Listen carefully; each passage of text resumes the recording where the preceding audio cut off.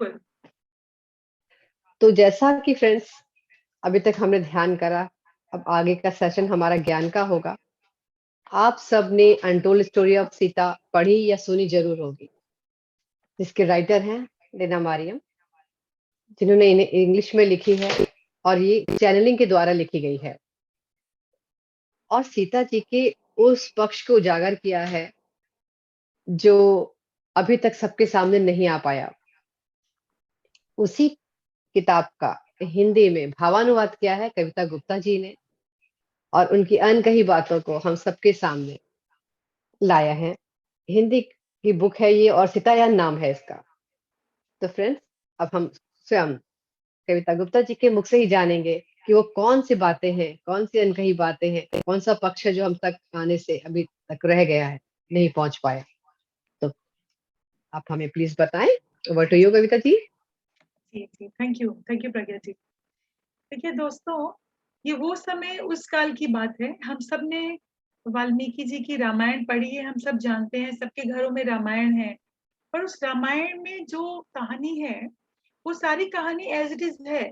पर उस कहानी के कुछ हिस्से, कुछ पात्र, स्पेशली उस पूरी कहानी की नायिका माता सीता, उनके बारे में ज्यादा विषय में उनकी चर्चा नहीं की गई है।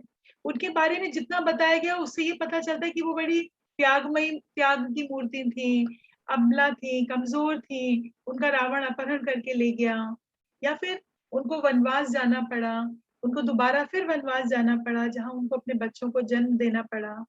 तो कहीं ना कहीं एक अ, बेचारी अबला, एक वो नारी, एक कमजोर स्त्री और नारी की छवि हम सबके सामने, एक ऐसी छवि रखी गई थी।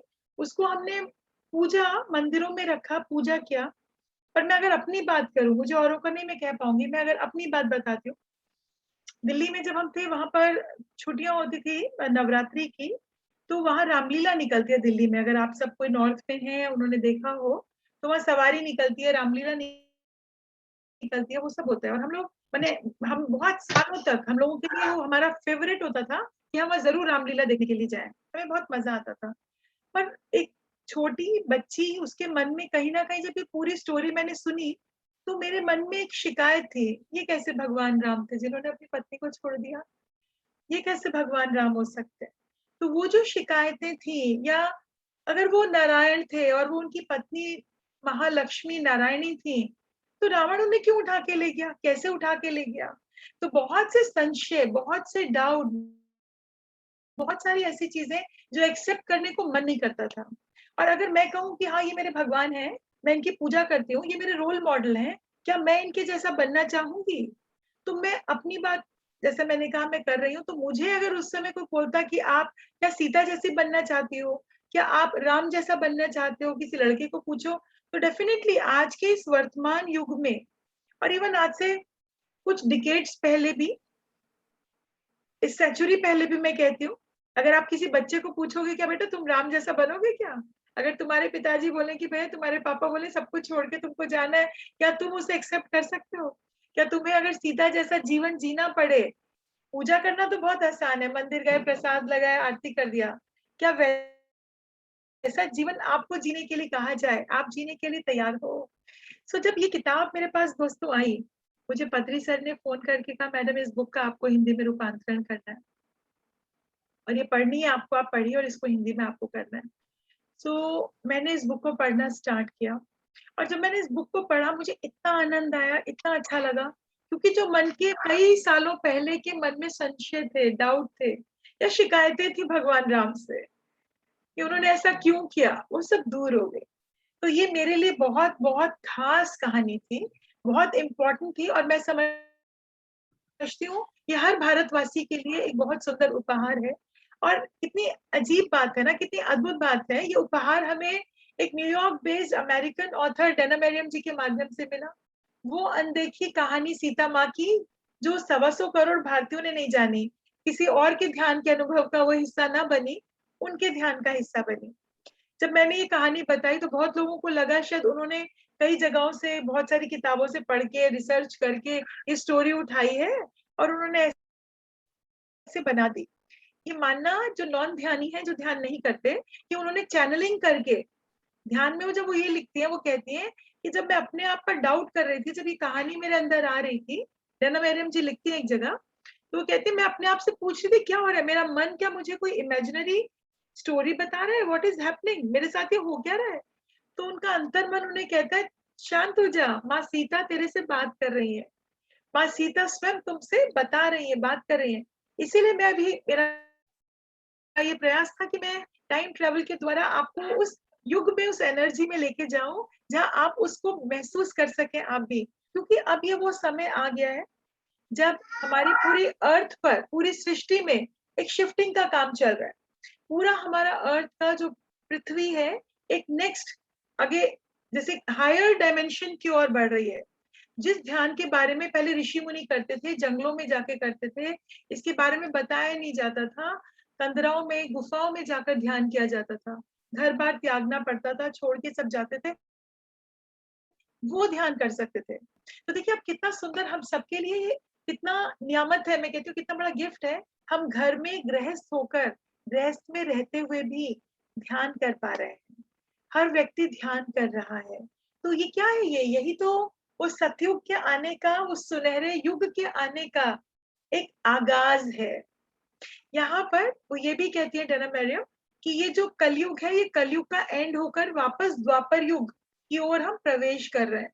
जो काल चक्र अभी साइकिल घूम रहा है, और ये भी वो अपनी कैलकुलेशन के अकॉर्डिंगली, ये अपने हिसाब से नहीं बोल रही है, बहुत साइंटिफिकली प्रूवन है, जिसे युक्तेश्वर गिरी जी की किताब द होली साइंस में उन्होंने कालचक्र बनाया है, और उस काल चक्र के अनुरूप उन्होंने वो टाइम पीरियड बताया कि इतने सालों से इतने साल का ये टाइम पीरियड है। उस चार्ट को रेफर करते हुए डैना मैरियम जो उनको फॉलो करती हैं, तो कहीं ये भी मेरे बड़े करीब रहा, क्योंकि मैं भी, क्योंकि उड़ीसा में हूँ, यहाँ पुरी में जगन्नाथ धाम में, यहाँ पर युक्तेश्वर गिरी जी का आश्रम है, जहाँ पर उनके शिष्य युक्तेश्वर परमहंस योगानंद जी उनके पास आते थे।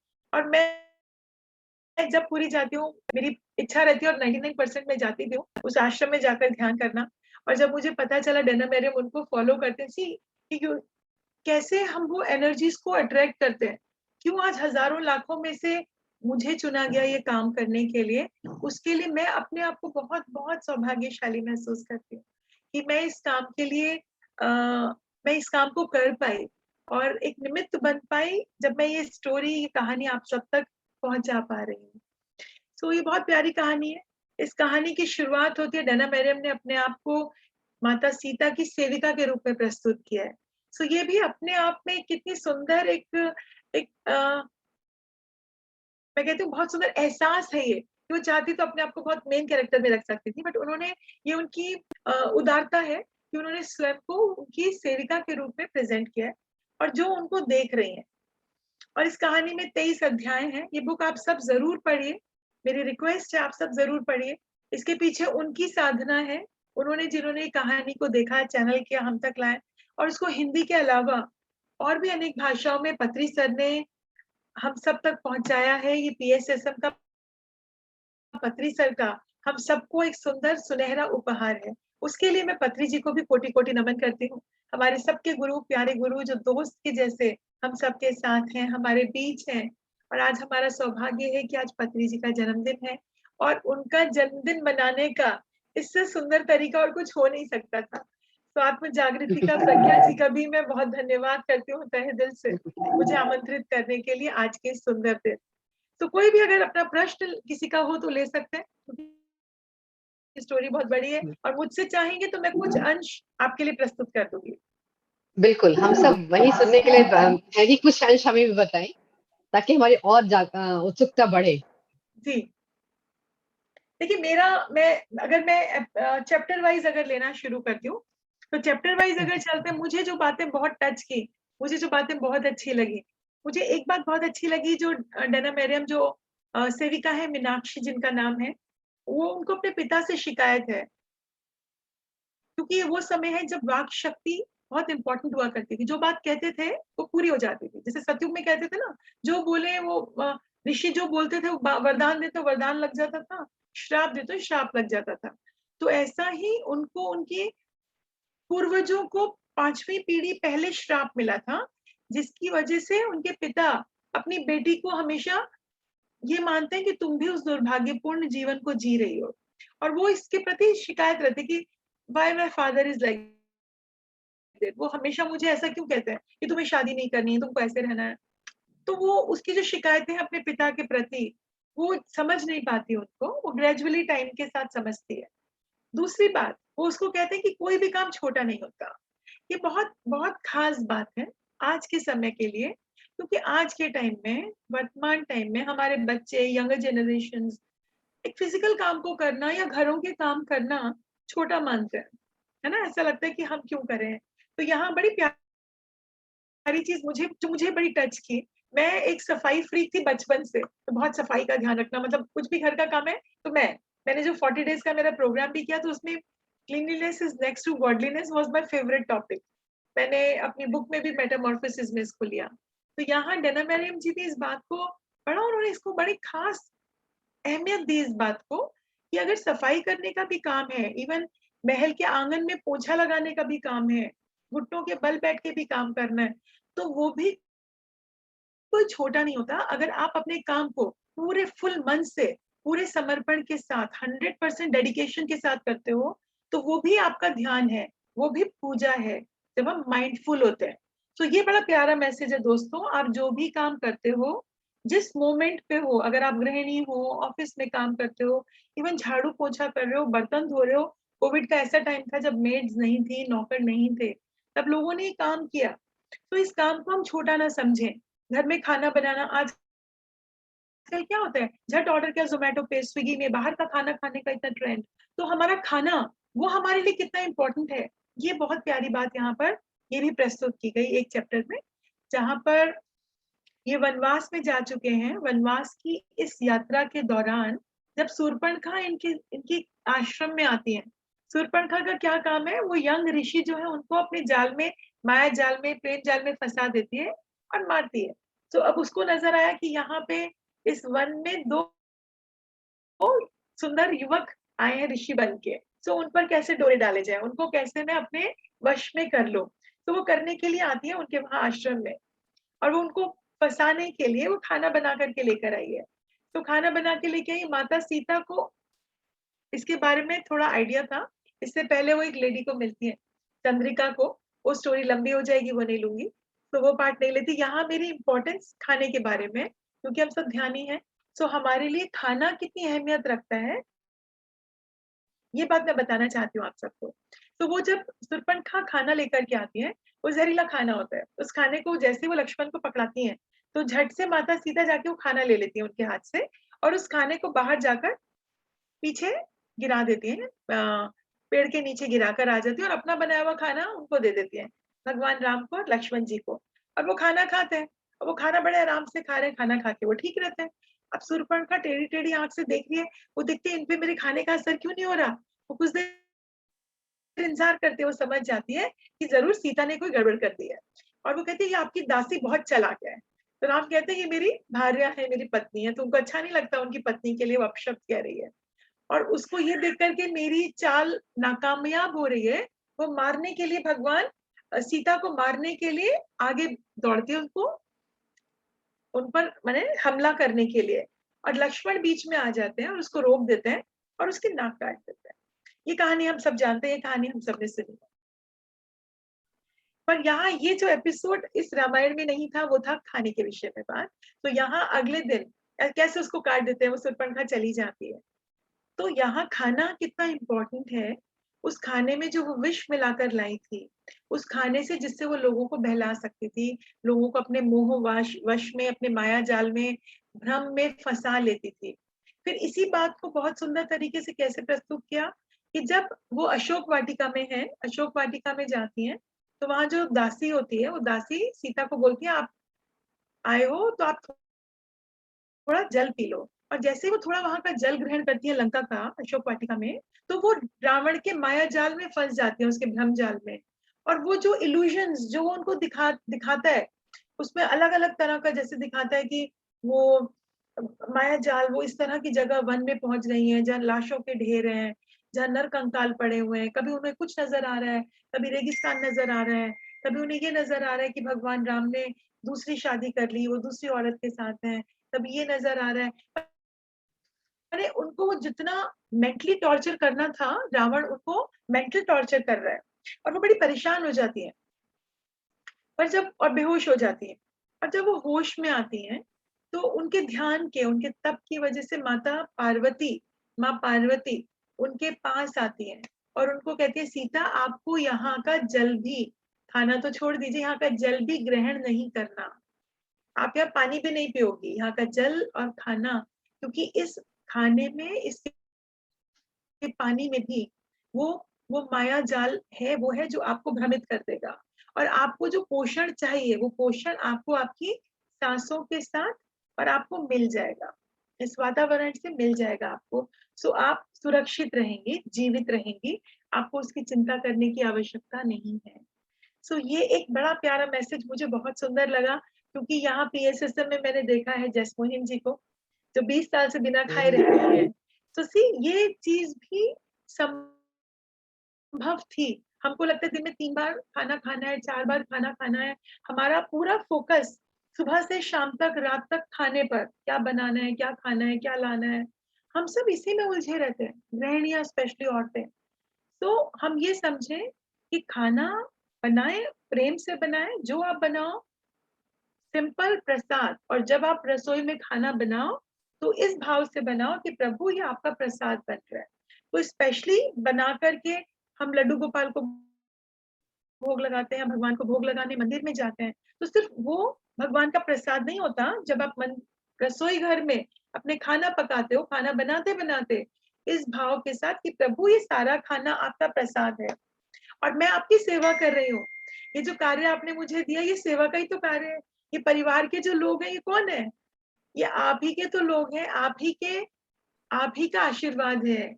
आप, है ना, ये परिवार, घर, ये जीवन सब आपका ही तो दिया हुआ है, और ये मैं सेवा का जो कार्य कर रही हूँ ये आप ही को समर्पित है। जब हम इस भाव के साथ जीना जीना सीख जाते हैं ना, तो हमें कोई शिकायतें नहीं होती, फिर हम कंप्लेन नहीं करते, है ना, ये कि ये क्यों हो गया, वो क्यों हो गया। ये बहुत छोटी छोटी बातें हैं जो हमारे, हम इस कहानी के साथ अपने आप को जब हम कनेक्ट करते हैं, तो इसमें आप ये देख सकते हो मेरे लिए क्या है, इसमें what is my take away, मेरी लाइफ में, मेरी किस सिचुएशन के लिए, मेरे किस सर्कमस्टेंसेस के लिए मैं इससे क्या सीख सकती हूँ, मेरे लिए क्या जरूरी है यहाँ पर। क्योंकि ये कहानी उस काल की थी इसलिए त्रेता काल की, आज मेरे लिए वो रेलेवेंट नहीं है, ये बात नहीं है। आज भी हर पॉइंट, हर बात, हर चीज उतनी ही वैलिड है जितनी तब थी, क्योंकि सीता ध्यानी थी, और वो ध्यान के माध्यम से किस प्रकार अपनी ऊर्जा को, अपने आप को सुरक्षित भी रखती है, और किस प्रकार उस डिवाइन एनर्जी के साथ कनेक्ट करती है, बिना खाए इतने महीनों तक उस आसुर्य वातावरण में सुरक्षित रहती है।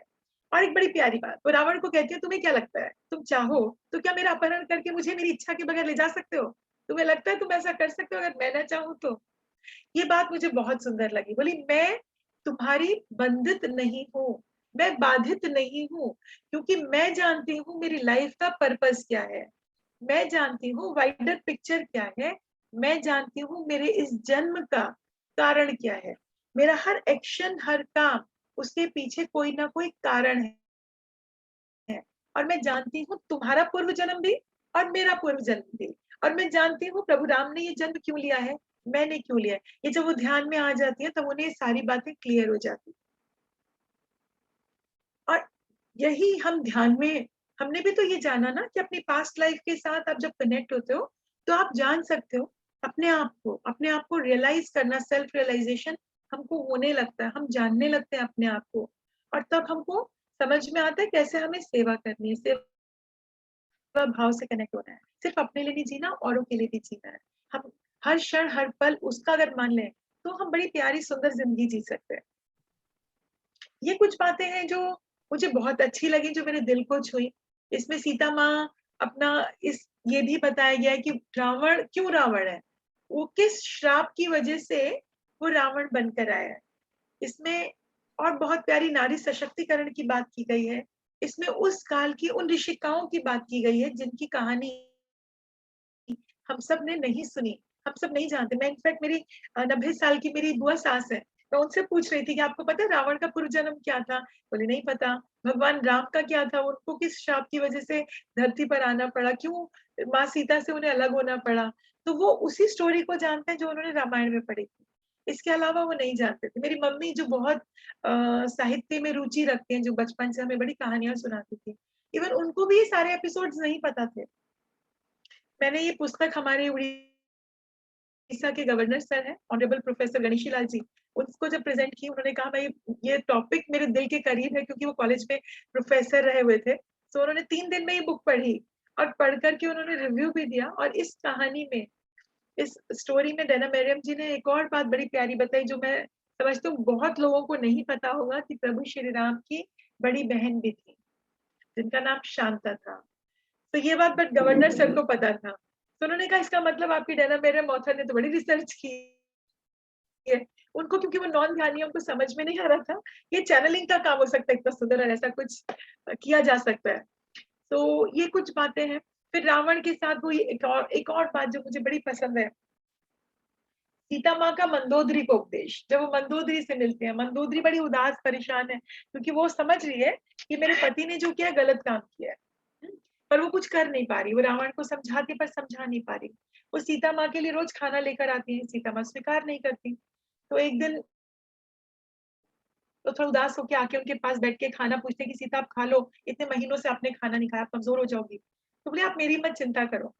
तो सीता माँ उन्हें बड़ी प्यारी बात कहती है, कहती है कि आप मेरी मत चिंता करो, क्योंकि मैं जाने से पहले, प्रभु श्री राम को आने दो, मैं जाने से पहले आपके हाथ का खाना जरूर खाकर जाऊंगी।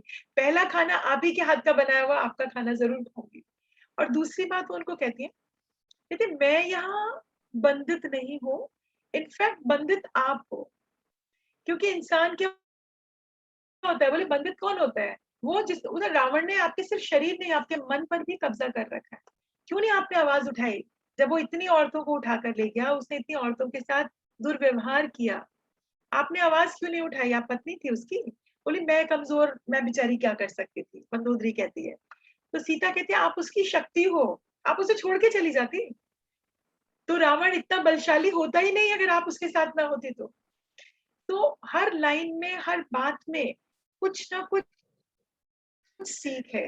तो इस किताब को एक बार नहीं, 2 बार, मैंने तो कई बार पढ़ी। जब मैं ट्रांसलेशन भी करती थी, एक-एक लाइन पढ़-पढ़ के कुछ बातें समझ में नहीं आती थी, तो कई बार पढ़ना पड़ता था।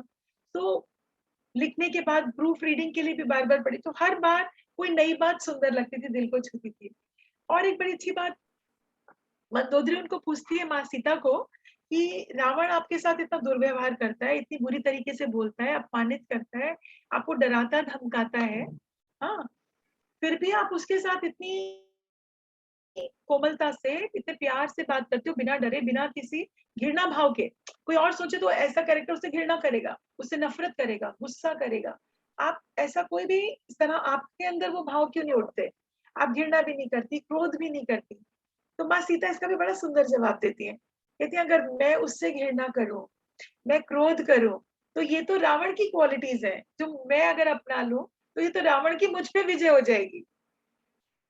तो मैं प्रेम का प्रतीक हूँ, प्रभु राम का प्रतीक हूँ, तो मैं वही करूँगी जो मेरे लिए शुभ है। और उसका मेरे पर कंट्रोल नहीं है। मेरे मन पर रावण का कोई कंट्रोल हो नहीं सकता, वो मुझ पर हावी नहीं हो सकता। तो ये बड़ा प्यारा मैसेज, मुझे बहुत सुंदर बात लगी। तो इसके अलावा हम अगर चलें, अगर मैं, मेरे सामने बुक है, हाँ, एक और बात, वन में, अरे हाँ, राजा जनक को कैसे भूल सकते हैं? उनके जन्म की बातें हैं। राजा जनक जो विदेही, जिनको विदेह कहा जाता है, वो इतने ज्ञानी थे, उनको आत्म साक्षात्कार हुआ था। वो किस तरह आत्मज्ञानी है, विज्ञानी है, वो जानते हैं, समझते हैं। तो उनकी पुत्री, माँ वसुंधरा की पुत्री सीता कैसी होगी? तो वो सीता ध्यानी है, और प्रकृति के साथ कितना सुंदर उनका तालमेल है। वो जानवरों से बात करती हैं, पेड़-पौधों से बात करती हैं, वो जानवरों के भाव को पढ़ लेती हैं। वो बहुत छोटी बच्ची होती है, 1 साल की। उनके अपने पिता के साथ वो आश्रम चली जाती है, और आश्रम में जाके उनको चलना भी नहीं आता। सेविकाओं के साथ है, और अचानक वो सेविका की आँख खुलती है तो देखती है बिछौने में बच्ची नहीं है, वो छोटी बच्ची बालिका सीता नहीं है। तो वो घबरा के ढूँढने लगते हैं, देखती है उस कुटिया में जहाँ राजा जनक वो ऋषि गुरु के साथ ध्यान कर रहे थे रात भर, तो वहां दिखती है वो सीता वहां पर है। तो राजा जनक कहते हैं चलकर यहाँ आ गई। तो बड़े अचंभित हो जाते, इसको तो चलना ही नहीं आता था अभी एक दिन पहले तक, अचानक चलने कैसे लगी। तो कहता है चलकर आई है। और अगले दिन वो आश्रम के बार बार बाहर भागने की कोशिश करती है। तो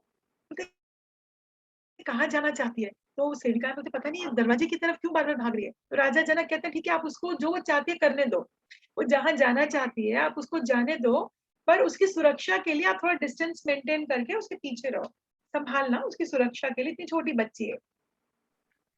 और वो बीहड़ वन में बड़े आराम से प्रवेश कर जाती है। और वहां जाकर एक जानवर घायल पड़ा होता है, उस जानवर को अपनी गोदी में लेकर के अपने पिताजी के पास, राजा जनक के पास आती है और रोने लगती है। बोलना नहीं आता उसको तब तक, रोने लगते हैं, वो समझ जाते हैं, बोलते ठीक है इस जानवर का हम उपचार करेंगे, तुम चिंता ना करो। तो और ऐसे कई इंसिडेंट्स हैं जब वो जानवरों की बातें सुनती हैं, जानवरों को उनका उपचार करती हैं, उनकी रक्षा करती हैं। बहुत बहुत सारी चीजें, कई एपिसोड है इस कहानी में, आपको बहुत मजा आएगा पढ़ करके। कई जानवरों के साथ कई कई बार चर्चा हुई है। और वनस्पतियों का उनको कैसे ज्ञान है, जड़ी बूटियों का उनको ज्ञान है, वो कैसे उपचार कर पाती है लोगों का, कैसे वो जंगल से कनेक्टेड है, प्रकृति से कनेक्टेड है। तो ये कितना वैलिड पॉइंट है ना, हमको समझ में आता है धरती माँ की पुत्री, एक्चुअल में उसके अंदर ये क्वालिटीज होनी चाहिए थी। These are so valid and so realistic. और मैं बड़े प्राउडली कह सकती हूँ हाँ ये सीता मेरी सीता है, ये माँ सीता मेरी रोल मॉडल है, इसके जैसा मैं बनना चाहती हूँ। ये मेरी देवी है, ये मेरी भगवान, इसकी मैं पूजा कर सकती हूँ, इसको मैं, इनके हर गुण को मैं अपनाना चाहती हूँ। मैं भी वैसी ध्यानी होना चाहती हूँ कि जब मैं तारों से बात कर सकूं, मैं ग्रहों की बात समझ सकूं, मैं अपनी दिव्य शक्तियों को पहचान सकूं, मैं प्रकृति से जुड़ सकूं, मैं वनस्पति, जंगल, जानवरों से बात कर सकूं। तो ये कितनी सुंदर हम सबके लिए सीख है, मैसेज है हम सबके लिए, कि ध्यान के माध्यम से कैसे हम अपनी ऊर्जा को, अपनी चेतना को ऊर्ध्वगामी कर सकते हैं, ऊंचा उठ सकते हैं, हायर डायमेंशन में हम भी पहुंच सकते हैं। हर हर किसी के लिए संभव है, हर किसी के लिए संभव है। आप रोज निरंतर ध्यान करते करते करते कैसे अपने आप को उस हाई डायमेंशन में, हाई एनर्जी तक पहुंचा सकते हो। ऐसी कितनी कहानी है, स्वामी रामा की कहानी है ना, योगी आत्म, वो योगानंद जी की जो कहानी है ना, ऑटोबायोग्राफी ऑफ योगी। तो वो कोई पढ़ के बोलेगा अरे यार ये क्या विचित्र बातें हैं, कितनी अचंभा करने वाली बातें हैं। तो जो ध्यान करते हैं तो ध्यान के तो चमत्कार, उसके अनुभव अनूठे हैं। तो हम सबको ध्यान करें, अच्छी किताबें पढ़ें, ये किताबों के माध्यम से इतने महान आत्माओं का मैसेज, ग्रेट मास्टर्स का, ग्रेट राइटर्स का हमारे लिए सुंदर उपहार है, जिसको हम अपने जीवन में चाहें तो उतार कर अमल करके हम भी अपने इस जीवन को सफल बना सकते हैं। तो स्वाध्याय करते रहें, आप सब ये सब काम कर रहे हैं। और अपनी आत्मा को, नाम ही आपके प्रोग्राम का इतना सुंदर है, आत्म जागृति। तो अपनी आत्मा को हम उस चेतना को उस जागृत अवस्था तक ले जाएं, जब हम उस आत्म भाव में जीने लगे और अपनी शक्तियों को पहचाने, वो सोई हुई शक्तियां जो हम सबके अंदर छिपी हुई हैं, बट सुप्त अवस्था में है। ध्यान से हम उन सबको जगा सकते हैं और बहुत पावरफुल बन सकते हैं। तो आई थिंक यस, बहुत सुंदर कविता थी, बड़ा अच्छा लगा सुन करके। अभी बिल्कुल ये पूरा तो नहीं हो सकता, कल थोड़ा सा और इसके बारे में जानेंगे, बाकी तो बुक लेके ही पढ़नी पड़ेगी, तब आप उसको अपने उससे पॉइंट ऑफ व्यू से भी देखेंगे और अच्छी तरीके से समझ भी पाएंगे। जी बहुत सुंदर, थैंक यू। दो तीन बातें, क्या सारी बातें मुझे जितनी आपने बताई अच्छी लगी। एक तो ये कि देखो, इससे इसी जो है पुरुष की शक्ति है, वो उसको वहां कमजोर कर सकती थी अगर वहां से चली जाती, ये बात दिल को बहुत छुई। और प्रकृति के कितने करीब है सीता माता। और तीसरी बात ये भी बहुत अच्छी लगी कि मतलब हम रावण जैसे क्यों बने, जो उसकी क्वालिटीज है वो उसकी है, मेरी नहीं है। मैं जो हूं मैं ऐसे ही हूँ, तो अपनी क्वालिटी के साथ जीना, हमें दूसरों को उससे नहीं हमें करना कि जो चेंज हो जाए अपने आप को। और एक शक्ति जो उनकी, ध्यान की सबसे बड़ी शक्ति, कि ध्यान से उनको जीवन शक्ति भी मिल रही है, और वहां के अन्न जल को न ग्रहण करके उस प्रभाव से भी बच गई जो दूषित प्रभाव था वहां। बहुत सुंदर, थैंक यू वंस अगेन। तो थैंक यू। फ्रेंड्स, अगर कोई क्वेश्चन, कोई फ्रेंड्स सवाल हो अगर सवाल ले सकते हैं। एक चीज यहाँ पे बिल्कुल आप अपने आत्म जागृति इस सुंदर प्लेटफॉर्म के माध्यम से मैं 2 मैसेज संदेश आप सबको भी देना चाहती हूँ। एक तो ये बुक ज़रूर। अभी बुक फर्स्ट एडिशन खत्म हो गया है, 1000 बुक्स प्रिंट की थी। पहले एडिशन में हमने वो खत्म हो गई हैं और एक डेढ़ महीने के अंदर ही खत्म हो गई हैं। ये भी बड़ा प्यारा लगा मुझे कि लोग इस बुक को इतना प्यार दे रहे हैं और पढ़ रहे हैं। तो सभी मास्टर्स को भी मैं कोटि-कोटि नमन वंदन करती हूँ, जो इस बुक को प्रमोट कर रहे हैं, इसके बिल्कुल। बारे में बता रहे हैं सबको। सो ये बुक अब ऋषिकेश में हम और 1000 बुक्स लेकर के आ रहे हैं, वहाँ आप सबको ये बुक ईज़िली अवेलेबल हो जाएगी। अगर आप चाहें बुक मेरे नंबर पर मुझे ऑर्डर कर सकते हैं या दिल्ली में पीएमसी हिंदी वहाँ पर अवेलेबल रहेगी, आशा गुप्ता जी के पास अवेलेबल रहेगी। कुछ नॉर्थ इंडियन मास्टर्स के लिए क्योंकि है ये बुक अब आप लोगों के लिए ईज़िली अवेलेबल है। दूसरी बात, कुछ लोगों को ये डाउट था कि बुक का प्राइस में फ़र्क क्यों आ रहा है? बुक का प्राइस कुछ कुछ मैसेज आए मेरे को पढ़ कर के मुझे कुछ फ़ोन भी आए लोगों के, कुछ मेरे पास मैसेज भी आए कि हमें तो बड़ा डाउट हो रहा है या हमें नहीं समझ में आया, पसंद नहीं आया। तो मेरे को लगा कि मैं अच्छा करने जा रही थी, शायद मैंने ही कुछ भूल कर दी क्या? क्योंकि हमको पीएमसी पब्लिकेशन में पहला हमने फर्स्ट एडिशन निकाला था और वो चाहते थे कि बुक का प्राइस ₹500 हो, पर ये ही मेरा ही था कि मैंने कहा नहीं, हम एकदम कॉस्ट टू कॉस्ट जितना हमारा है उसमें निकाल दें और उस समय मैंने ये एहसास नहीं किया कि शिपमेंट में भी बहुत ज़्यादा खर्चा लगता है। ये चीज़ मुझे अ, आइडिया नहीं था कि हैदराबाद से मुझ तक हुँ, हुँ। पहुँचने में या दिल्ली पहुँचने में, ट्रांसपोर्ट में बहुत ज़्यादा खर्चा लगने वाला है। वीआरएल में जो हमने बेस्ट ट्रांसपोर्ट इंडिया का चूज़ किया था, पर डोर डिलीवरी में एक्स्ट्रा कुछ लग गया। या हमने जब कोरियर किया तो सिटी वाइज़ कुछ कॉस्टिंग लगी ज़्यादा। तो जिन एडमिन्स को मिली है वो कुछ ज़्यादा हो सकता है उनके शहर तक पहुँचने में ज़्यादा प्राइस लगा हो। तो कुछ 10, 20, ₹30 इधर और उधर है, जिसमें लोगों को हो गया हमारे शहर में हमको ₹100 ₹50 ज़्यादा क्यों पड़ गए। ओहो! तो ओह! उसके लिए लोगों की बड़ी शिकायतें आ गई मेरे पास। तो मैंने कहा कि देखिए हमने इस बुक को बनाने में बड़ी मेहनत की है। जिसने लिखी है उसकी तो तपस्या है, साधना है। मेरे को भी 1.5 साल लगा इस बुक को ट्रांसलेट करने में सिर्फ। और उसके बाद इसमें जो खर्चा है वो मैं बोलना नहीं चाहती हूँ, कि ये सेवा भाव है, कि एक बुक जब आप बनाते हो तो उसके पीछे बहुत-बहुत खर्चे होते हैं। ये 100-50 नहीं हज़ारों लाखों में खर्चे हो जाते हैं।